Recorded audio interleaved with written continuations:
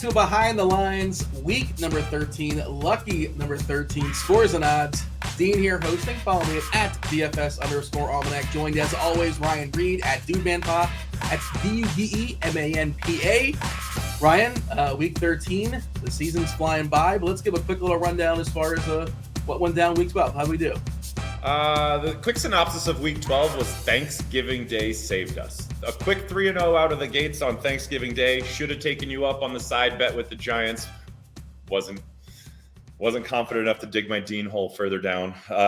But we ended up 8-6, so we made about 1.5 units after losing 0.6 on the losses there. Total records like 103, 72, and 6. We're still clipping along at 57%. We got 4 more weeks left. Let's keep winning some money.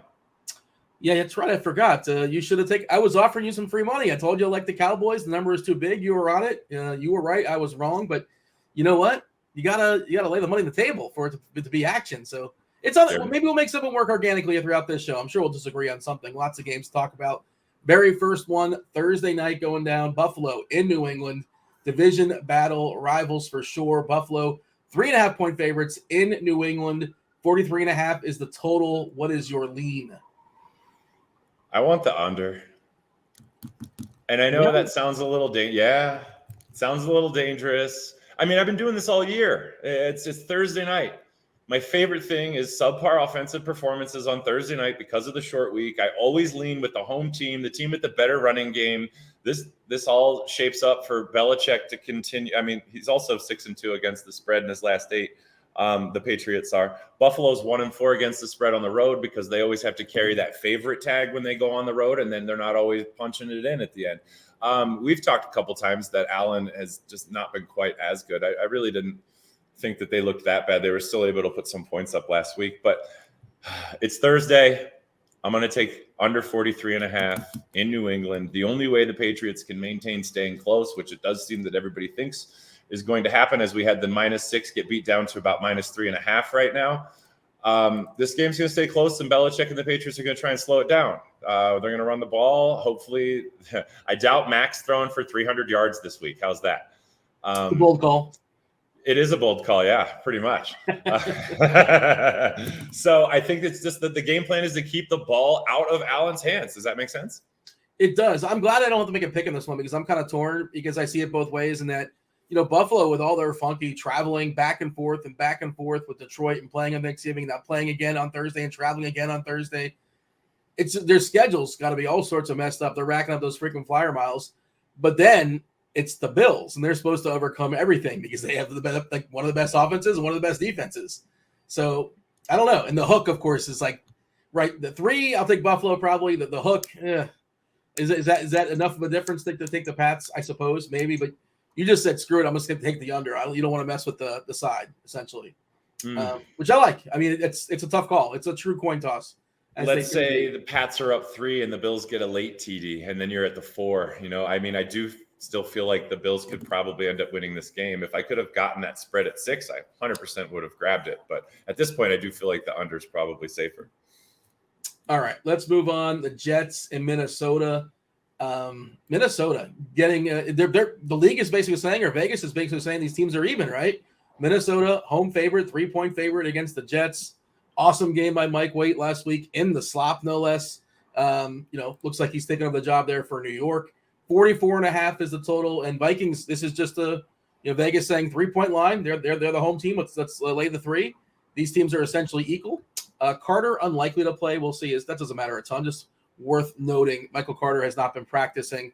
What do you got as far as the Jets and the Vikings? I want the Vikings -2.5. I see this number's moved here a little bit. Let me get a new. Is that available somewhere? Yeah. So you can still get -3 at even money, which means we should still be able to get the -2.5 at -110, -115 at the worst. Yeah. Just a second. Sorry, I had that one queued up. I guess I forgot to write down the juice earlier, but I thought there was 2.5 left on the board. It is -125. Oof, that's a big move. Is that worth it? The 0.5 point? I would have preferred the -120. No, I'll just take the push, the -3 at even money now, and worst comes to worst, you're going to get the refund.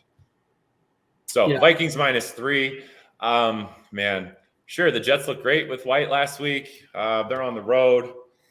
Let's see. The Jets are actually 4-1 against the spread on the road and 5-1 to the under. I don't know. I kind of like Minnesota. I feel like everybody's just down on them. They were down on them last week.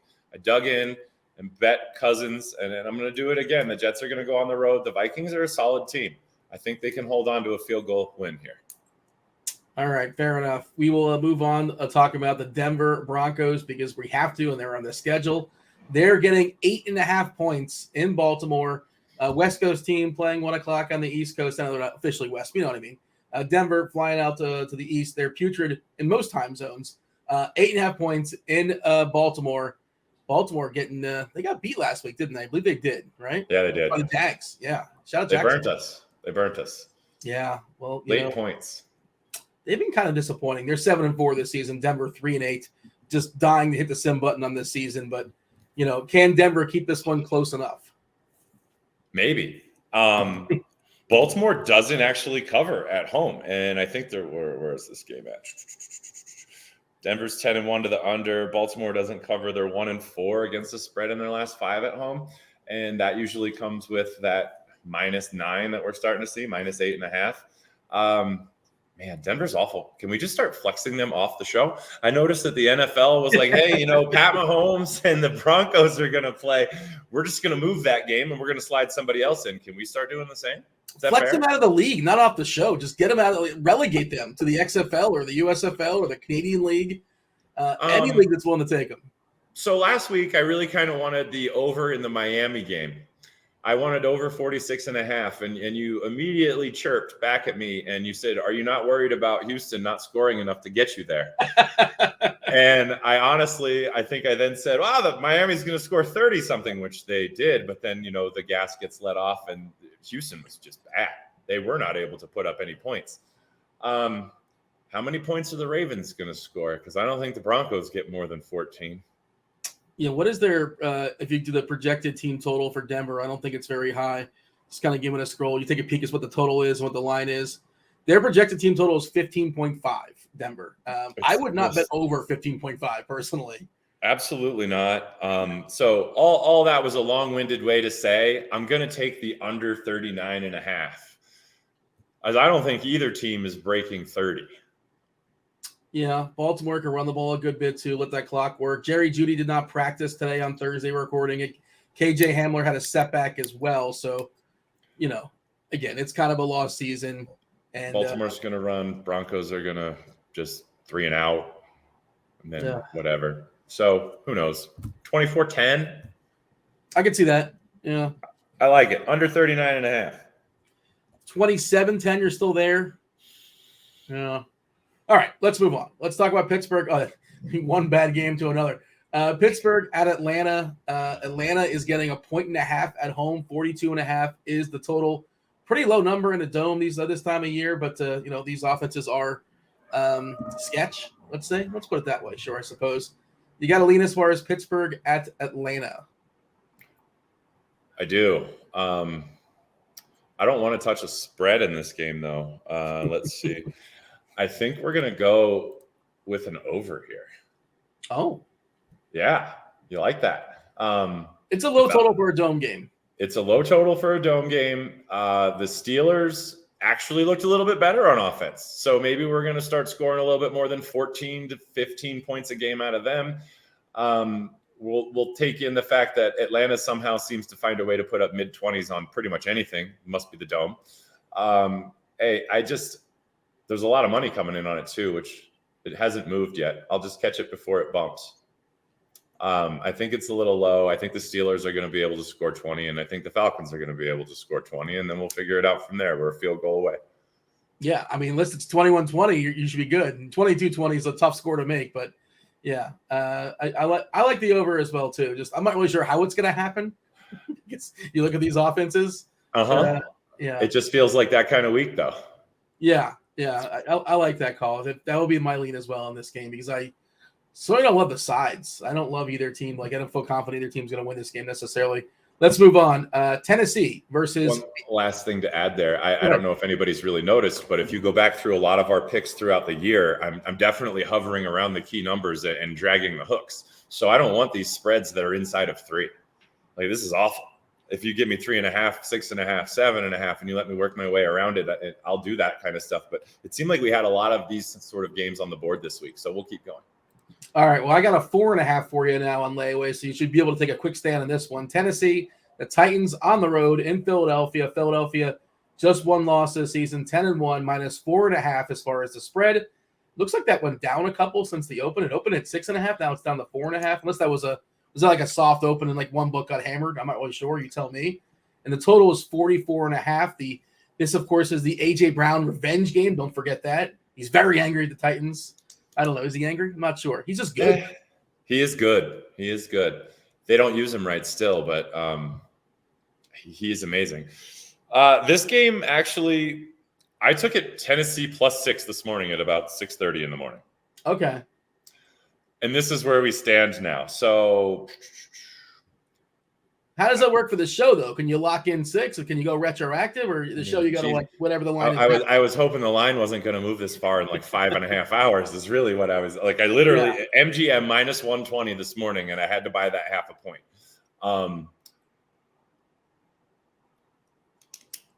The under would be the next lean on this game. I mean, you're looking at, and we had an under that got just annihilated by Green Bay and the Eagles last week. So maybe that was the only reason I kind of felt burnt here. Man, I'd just wait. I'd wait till see if we get down to 4 for the Eagles and come back the other way. I like the Tennessee +6. That was kind of my favorite. I feel like we missed the window there. You can't make your own line now. Yeah, you got in on it. Like officially, you have American dollars wagered on it. Yeah. But now, as per where we're at as far as the show in live real time. Well, hold on. Can we stretch a win bet? We'll go to the next game and I'll take a look and see if we can get win bet up to 6. Fair enough. We'll see. Feel free to go. We can go retroactive if we need to. Take a peek at the next game. This is a fun one. Like it could be. I think this is a fun game. I know it's not two great teams, but Jacksonville, Detroit, same record. They're both 4-7 in a dome. One of the highest totals on the board, 51.5. Basically a coin toss. You got to lay a point if you want Detroit. Jags coming off a big win last week. Detroit, they had a nice little counterpunch there with Buffalo. It was a good matchup. They succumb eventually to the Bills on Thursday night. But the Lions back at it at home versus the Jags. -1, 51.5. Big boy total. Where you at? Tennessee +6, -125 on Barstool. Okay. Now we'll come back to this game. The Jaguars are just better than everybody thought, I guess. I mean, everybody kind of sniffed that out at the beginning of the year. And, man, they burnt me last week with the Ravens. I kind of thought the Ravens were going to be able to hang on to that game. I don't know that I like this game so much. Jacksonville's 1-4 against the spread on the road. Detroit's 4-0 against the spread at home. All those games go to the over. Do you want to bet on Detroit in this game? It just feels wrong. I don't like this game. Me either. It feels like chaos. Okay. This was another game where I don't have an official play written down. My lean would be the Detroit to cover, but the spread is like next to nil. So that always makes me feel those other spreads that they were covering were more than one. So they're just going to have to win this game, at which point you might as well go to a money line, and I don't really want to take either one of them. I'm seeing Detroit -1, 106, and money line is 108. Yeah. You might as well take the minus. Yeah, never mind. Take the +1. I was thinking, I didn't see this right here. Is that live? I see like -1s and then like +1s, so that's weird. You got a Detroit +1? Yeah, right here on Caesars. Oh, okay. Then take that. That works. It's good to have a lot of books, by the way. You're in basically the best state as far as versatility. You pulled Barstool up, and I know Barstool's not everywhere. But, it's advantageous to have the most books possible to get the best possible lines. I know it sounds like simple 101, but some people need to be reminded. I know I was talking to somebody the other day, and they're like, "Yeah, I just use this one book." And it's like, I'm like, "What? Why would you not sign up everywhere you can sign up in your state?" But that's a whole other conversation. Well, once you sign up and you used your free bets, they usually just get mad and shut you down. Well, don't ever buy the best price. They know that. So I heard this, not the Dorella show, but I've heard this thrown out there. I don't know. I wonder if there's speculation. somebody said a smart thing to do when you sign up to a site, the first thing you do is make 10 like negative EV bets, and like just label yourself like a dumb better, and like that label might stick with you, and you'll get more rope go. Like it's a long, you're playing the long con basically. There's two theories to that. Then also you could like try and finagle your way into instant VIP through a deposit bonus, and then you get like, you're only monitored by your rep. You're not necessarily monitored by everything else. So you go down the list even further. And then if you don't get yourself labeled right away, you can last much, much longer. All right. Yeah. It's helpful. I think people should be known, let them be aware of like how they can, if you pick too many winners, it can be a problem also. You wouldn't think so, but it can be. All right. Washington Giants. This is an interdivisional matchup here. Giants getting 2.5 points at home. Kind of disrespectful. 40.5 is the total. You feel like it's a little disrespectful here? The Giants getting 2.5 at home versus Washington? No, I feel like Washington wins this game. Well, they might. I don't. Is Washington distinctly better? They're saying that like if this game was in Washington, that we're looking at a 5-point Washington -5 at home. Am I reading that right? At which point I'd be like hunting for the Giants +6. Yeah, I think these teams are, I don't want to say straight up even, but I think a little bit closer than that line suggests. Maybe I'm wrong. No, I mean, I kind of agree with you, but so then we're talking about a close game that's going to end in a field goal, and I don't want to take the Giants under the field goal marker, either way. I want to stay around that 3. So the only thing I was really going to mess with here is probably this under. We're talking about teams that struggle, that aren't that good, that rely on their defense, that probably don't mind slowing the games down. Washington's not putting up a ton of points. Giants really aren't either. 7-4 to the under last 11 for the New York Giants, 8-2 to the under for the last 10 for Washington. So match made in heaven. Let's nail the under 40.5 now. All right, moving on. Cleveland and Houston. Houston, we mentioned before how terrible they are, 1-9. Well, 1-9-1. Let's put some respect in that tie. Cleveland, Deshaun Watson expected back against his former team. -7, 46.5 is the total here. I feel like this is such a wild card. Like we know Houston's terrible. We don't know what Watson's going to be. We presume like last we saw him, he was good, but it's been a while. Cleveland versus Houston. What do you got? I like that you started out with that. That's exactly my first thought, and that would have been my question to you just now was how rusty is he? He's got to be rusty. Dak misses 4 weeks, he comes back, and we're like, Cooper Rush is better, which was totally not true, but it was like, Dak just needed a week or two there. Deshaun hasn't played in over like a year and a half. Yeah. I have no idea how much practice time he was able to get with those teammates in that time frame. Do you was he even? No, he wasn't able to be at the facility until like a week ago. Yeah.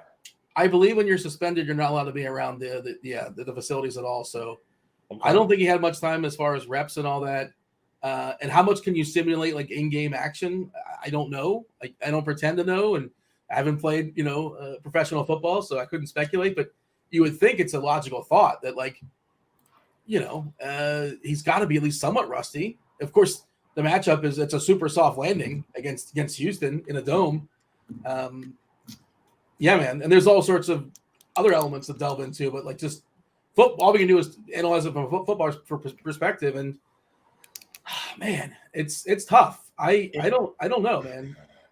I'll summarize my side of it right now, and that's okay. We're getting a lot of money to the over. The Cleveland Browns have been nailing overs all season long. 7-3-1 in the last 11. Almost really poor math there. But come on. Given the fact that Deshaun's first game back, I don't know that I can hang my hat on a road favorite over a touchdown line. Does that mean I think Houston's good? Absolutely not. We just watched Houston get destroyed by Miami, and they look like they didn't belong on the field. But I think if the Browns struggle a smidge and Houston doesn't put up points, the over is nowhere near guaranteed. I don't want to take the spread. It is a full pass for me. If you want to go off the board, Houston +270 money line. Look, you got to think, emotional crowd, whatever it's going to be.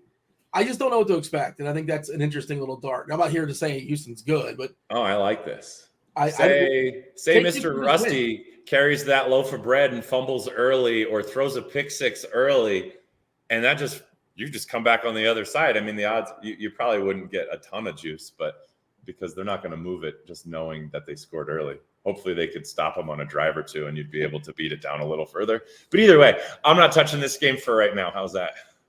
Yeah, earlier in the season, we saw Houston have the ability to some extent, establish the run with Pierce, and it's been horrific of late. Of course, being down by a lot hurts too. But again, maybe that flips this week and they somehow get ahead early, defensive touchdown, big turnover, or something like that, and just you're getting odds on it. Maybe you get something better than plus 270, but I'm not frozen. But I just had a thought. We might as well cover. Guess who's going to be the quarterback of Houston next year? Who is going to be the quarterback of Houston next year? I don't know. Oh, this is so good. Derek Carr. It's going to be like the reincarnation of David Carr. He's playing like David Carr these days. Well, all right. We'll move on. I guess I suppose that's not bad enough. But David, I get my cars confused. Derek is the one that's in the league. David's no longer in the league, correct? Correct. Derek is playing for Vegas, and I'm almost sure he's not coming back. I thought he had a long-term deal. I guess I'm wrong on that. All right. There's going to be some shifting of quarterbacks at the end of the season, don't you think? I don't know how much mobility there is. I don't know. Denver would love to get rid of Russ, I think, but they signed a 5-year, $250 million deal, so I assume they're married to him at least for another couple of years. They're screwed, but I think the old men are going to try and reposition the chess pieces for one more run at the Super Bowl. Matt Ryan's gone, right? He's got no Aaron Rodgers and Tom, those two. Yeah. And who's San Francisco want? Are they going to move on from Jimmy? Are they going to try and win? Do they want Aaron? Well, they're just giving up on their draft pick because he got hurt. Oh, Trey sucks. They can't win a Super Bowl with that kid right now. They have a Super Bowl team. Get a Super Bowl QB and run. Yeah. That's what I'm thinking. 97 years old next year, I think, give or take. 97 divided by 2. So, and then add 1, maybe? Not sure. My math is – I went to UCF, so what do you want from me? My math's a little bit rusty. The Packers, you mentioned Rodgers. Rodgers he's got those ribs, but he's expected to play, I believe. Has he been practicing or half – the expectation is that he will play, for what it's worth. He's got a thumb, and he's got ribs, limited practice. Spooty Love from above. He would come in, I suppose, if Rodgers doesn't go. But as of right now, Jordan Love likely on the bench. Green Bay in Chicago, big division rivals. Both these teams, their season's essentially over. They do hate each other. Packers laying the 3 in Chicago, 44.5. And for what it's worth, we saw this just before the show started. Somewhat surprising, at least surprising to me. Justin Fields, full practice with his shoulder. So we'll see. But that to me suggests pretty good chance he plays this week. Don't know why. But yeah. What do you have as far as Packers Bears? Flex this game with the Broncos to the moon. I don't want to bet this game either. You covered it pretty nicely. These teams are pretty much out of the running for everything. Aaron Rodgers is hurt. Under? I thought the under was maybe a little low. 44.5. It's going to be all under. running this game. I think it's just going to be these teams running on each other. 2 bad rushing offenses. It's official. I'm going to bet Dean's pick on this one, and we're going to go under 44.5. The problem is they're going to go 12 yards at a time, and that's going to they're going to get the end zone pretty quickly. Well, the problem is Rodgers gets hurt, and then Love's going to come in and score 20 points in the second half. Oh, man. All right, Seahawks. This game really opened as a 3-point line. Is that right? And then it jumped. It was so broken. I have no idea how that happened. Yeah.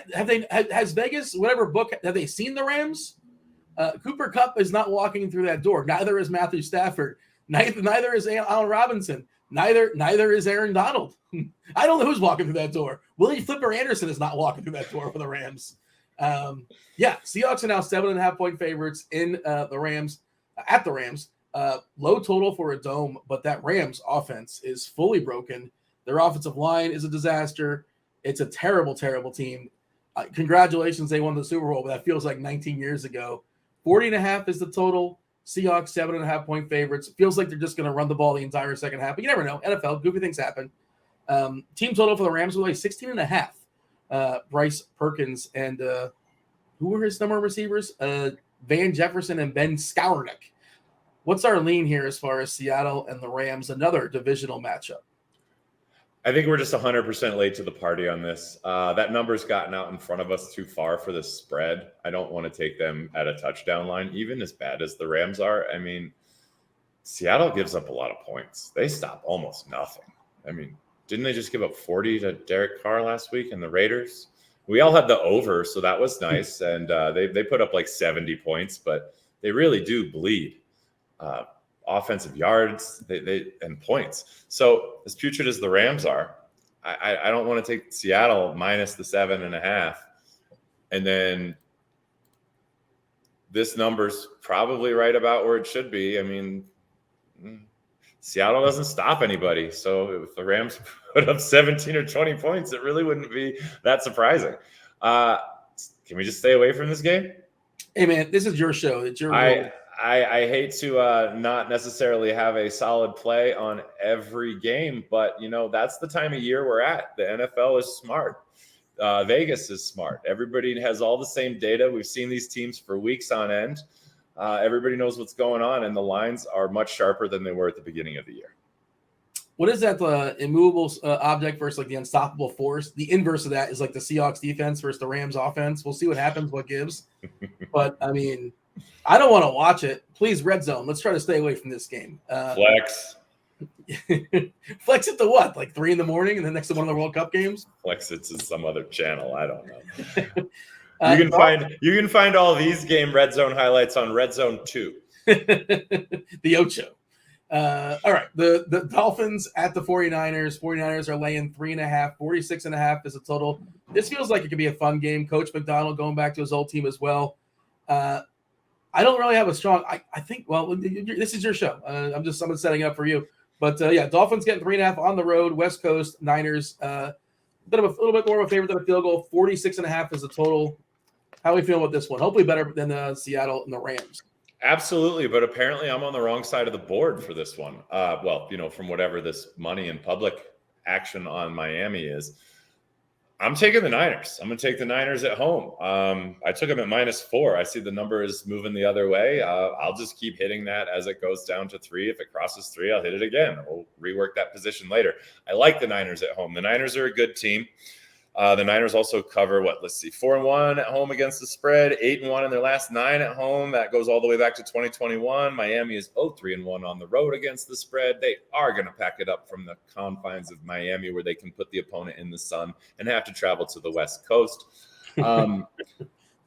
Whatever. The 49ers have a good defense. I just think they're the better team. I really fell in love with this team when they traded for McCaffrey, and I think they're going to go all in. I do think they're going to try and get a quarterback if they can't get over the hump with Jimmy. And I don't think they're going to return Jimmy, because I think they think that that's the reason they don't get over the hump. Well, he was a 1 year, right? I think 1 or 2 years, Jimmy, that it was kind of a Band-Aid. It's like a just in case breaking, in case of emergency. And of course, their quarterback tore his knee up or tore something up his first week or second week of the season. But yeah, they're not married. That was a gift for them. That was a bad move to try and go Trey Lance this year, I thought. I don't watch a lot of college football, and I haven't seen enough Lance to have a read. I don't know. But I've heard a lot of takes that they don't think he's got it, but we'll see.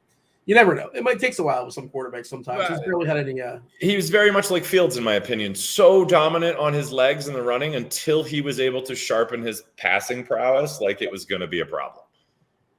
By the way, if you want to go double or nothing, I like Miami. I'm down here in South Florida. I'm not a Dolphin fan, but I just love McDaniel. I think he's awesome. I'm happy to take a. That was a fast one. I'm in. This is not the Giants-Cowboys game. I'll take San Francisco at home, and I'll take the 4. That was a snap call. I was taking the 3.5. That's the official line. If you want to give me 4, I suppose. I mean, I don't need any any handouts. But 3.5, I'll take just because. Well, I didn't realize that we had 3.5 at normal numbers here. So yeah, that's fine. I'll take 3.5. We'll take 3.5. 3.5. Worst case scenario, we're going to backdoor this Miami. I feel like they keep this close. Chargers seem to play every single game close. This opened as a Charger 3-point favorite down to 1, which is a little bit surprising, but the Chargers just find all sorts of wild ways to lose games. 50.5 is the total here in the Dome. Feels like this could be a potential shootout. I'm a sucker for the Chargers, so I'll take the Chargers -1 personally. Where are you at as far as the Raiders Chargers? Why is everybody betting on the Raiders? Because Jacobs ran for like 300 yards and just annihilated Seattle? Walk-off homer. That was just amazing. It was incredible. He wasn't supposed to play. He got hurt on Friday, and then he got hurt in the game, and he still came back. Dominant performance out of Jacobs. Shout out to him. I guess he's going to get paid, at least what you can pay running backs these days, because I think he's a free agent in the offseason. But I just like this Chargers team more. And straight up, or one point, I'll lay the point. And if that sounds like where you're at as well.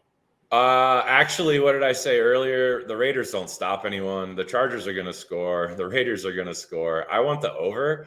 I bought an over 49 this morning. I'm trying to see if that price is still at -110. No, -120.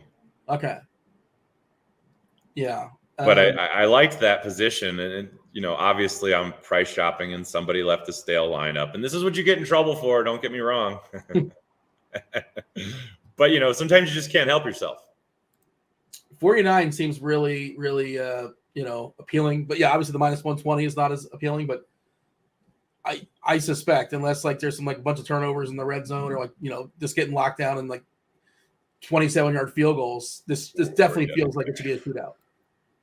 Yeah, and I'll post an over no matter what. But let's see which one's the best right now. Okay, perfect.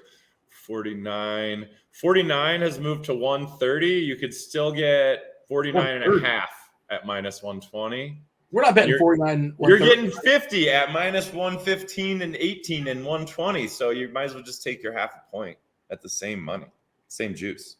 49 -130 is like that's a stay away for me. No. You take 49.5 at -120, and you're getting 50 at -118.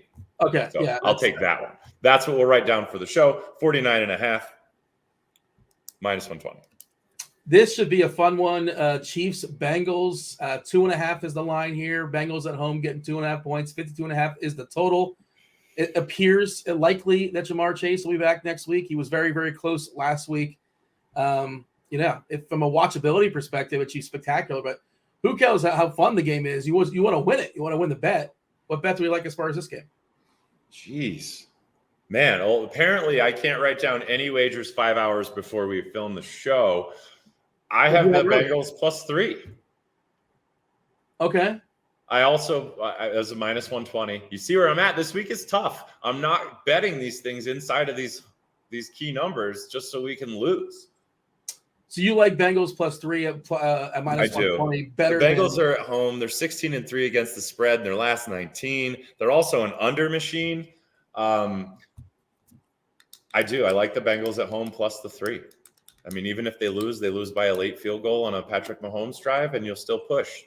So I don't want to mess with the 2.5. I don't really want to mess with the over-under, even though the Bengals have been pretty good to the under, and we've been taking a Chiefs under here recently. It is up to 53. Well, maybe we'll start thinking about that. But for now, I'm taking the Bengals +3 at home, -120. All right. MGM. Let's see. I lost my page there for a second. 2 more games. This is the Sunday night game. The Colts at Dallas. You got to lay double digits if you want the Cowboys. 10.5 is the line. 43.5 is the total. Matt Ryan's last time ever in Dallas, potentially. Not a high team total on their side. The other 16.5 is their team total for Indy.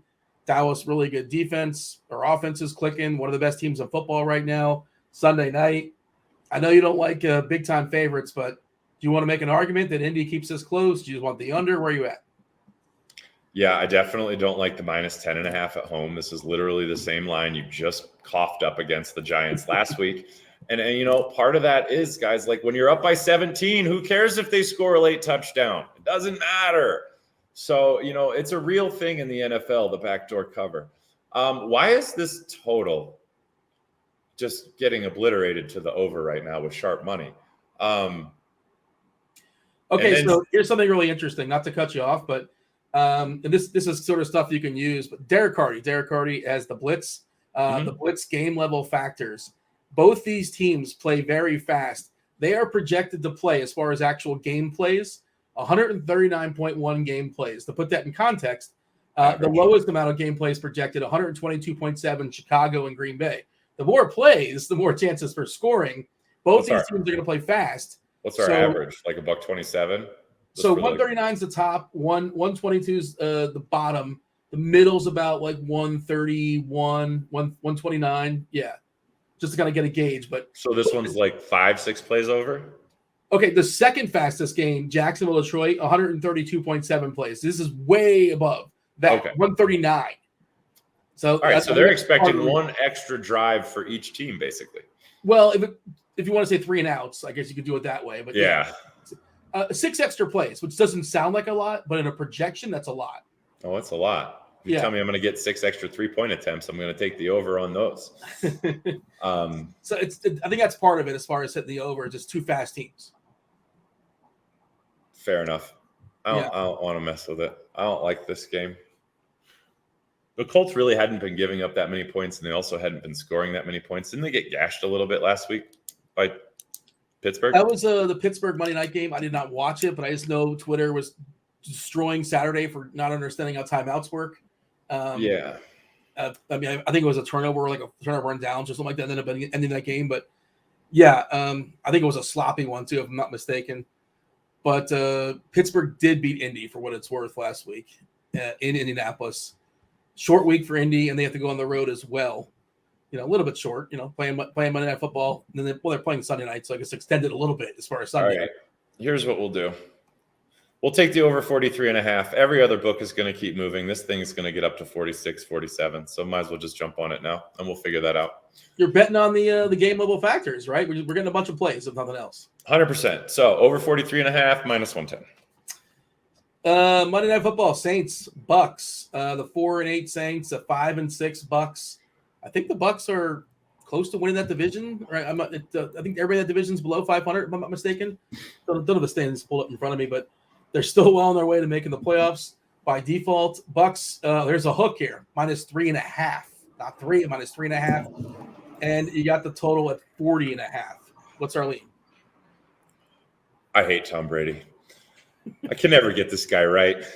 I bet against him in his late 30s and just got annihilated over and over and over again. Then I was like, I might as well ride it in his 40s, and then got annihilated over and over again. And now it's like, oh my God, finally I should just start betting on him again. And now he just sucks. Is he dead? Is he dust? He had 2 drives in overtime to get us a field goal to make like our call for the Cleveland Tampa Bay game exactly perfect. And he let us down. I think he's less dusty than Andy Dalton, if you want to ask like the dust question. Fair. Just you don't have to be not dust. You got to be less dusty than the next guy, and then the barrel eat that guy. So going back to it, they don't score enough points. They don't get out in front of people. This game's going to end in a field goal. I am not going to take minus 3.5. I'm also not going to take plus 3.5. But that under might be worth it because neither one of these teams score a ton of points. Under 40.5 is what I have listed as my note. And I think